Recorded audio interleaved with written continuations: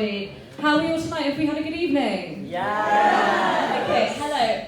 My name is Lola and I am constantly embarrassed. I'm constantly embarrassed, everyone. Embarrassing situations just seem to call out to me. And I go, yes, hello, I'm coming, because I'm a stand-up comic and I always need new material. So yes, I've been embarrassed my whole life, it seems, at this point. And embarrassing situations seem to happen to me from a young age. And one of my most traumatic embarrassing situations happened to me when I was about 12 or 13 years old at school. Now for some context, at 12 or 13, I was not much smaller then than I am now. No, that's right, I'm a big bitch now and I've been a big bitch my whole life. But yeah, so we were doing PE class. I loved PE. I fucking hated PE. And we were doing gymnastics in PE. And you might be able to guess that gymnastics did not suit me. No, sir. Definitely not. As a big bitch, gymnastics does not suit big bitches. No, it does not. And but we were starting out easy with leapfrogs. Everyone can do leapfrogs, right? They're the B-Tech of gymnastics. I mean, come on. So my whole class paired up with their friends, and I paired up with my best friend, Monica. Now let me tell you, Monica is definitely not a big bitch. She is in fact a very small bitch with very weak bones.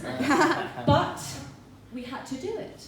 So she leapfrogged over me, all was well, because let's face it, I'm a titan of a woman. And then she bends down for me to leapfrog over her. At this point, I'm scared because I don't want to break her back, but it's got to be done. And I was about to do it when my teacher stepped in and stopped me. Thank God, thank you, Mr. Richards, I was so grateful. That was until he said I would be leapfrogging over him instead. Now for some context here, Mr. Richards was about 6'4" and maybe the most stacked man I have ever seen in my real life. He was fucking huge. But it had to be done. So he bends down in front of me, I get into position, I run, I plant my hands, I leap, but I don't leap quite far enough. And I land with my legs either side of his big fat neck, with his big bald head appearing out of my vagina like I've just birthed a 60-year-old man. Safe to say, I was embarrassed. But embarrassing situations happened more to me when I joined university. This is a common theme for students. You go to university, you drink, you get silly, you get embarrassed. And perhaps one of my most infamous stories came in my first year at university. Now, my whole group was going out to an S Club 7 night on Broad Street, and I was thrilled because S Club 7 was the first concert I went to when I was 4 years old, and I was just so excited to see the only members that could sing, Bradley and Joe, live out their dreams on the stage of a shit Broad Street club. I was so excited, in fact, that I got way too drunk at pre's and had to be put to bed while my friends left without me. Aww. Yeah, thanks for that. The next thing, I don't really remember anything past this point, but the next thing they know is they get a message from me on the group chat simply saying, help. I've flooded my room. And the next thing I know is waking up naked and afraid on the floor of my student halls at 4 a.m. in an absolute flood. I don't mean a puddle, I mean a fucking flood. And I was on the top floor of student halls, so that poor bastard below me had a rough year. But what we think happened, I was a bit confused about what happened, but what we think happened is that I had a rather bad habit of taking showers when drunk. And I was, in fact, too drunk to stand up, so I decided to sit down. And then subsequently passed out.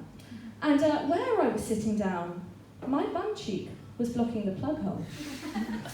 And so the water just started to slowly rise and rise and rise until the pressure of it forced the door open, taking me with it, cascading out like a fucking tidal wave, where I was left naked and afraid on the floor, not even barely alive at this point, let's be honest, where they found me at 4 a.m.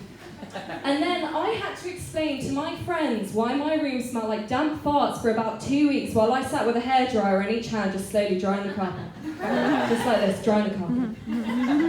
Safe to say, I was embarrassed. But embarrassments don't just happen at uni for me, no. It's a 365-day personality trait.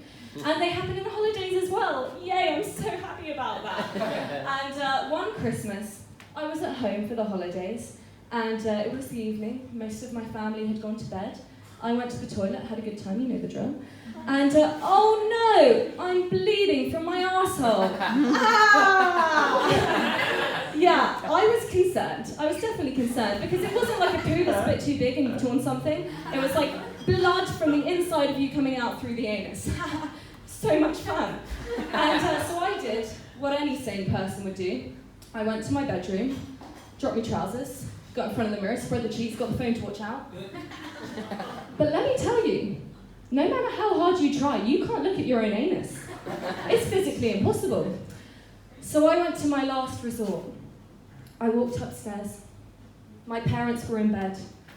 And I said, Mum, can you have a look at my bum? So, as any good mother would do, she said yes, of course. I bend over the bath, stark naked, and it's at this point where I'm spreading the cheeks of my arse, and I'm like, I'm 21. I've got a job. I can live away from home.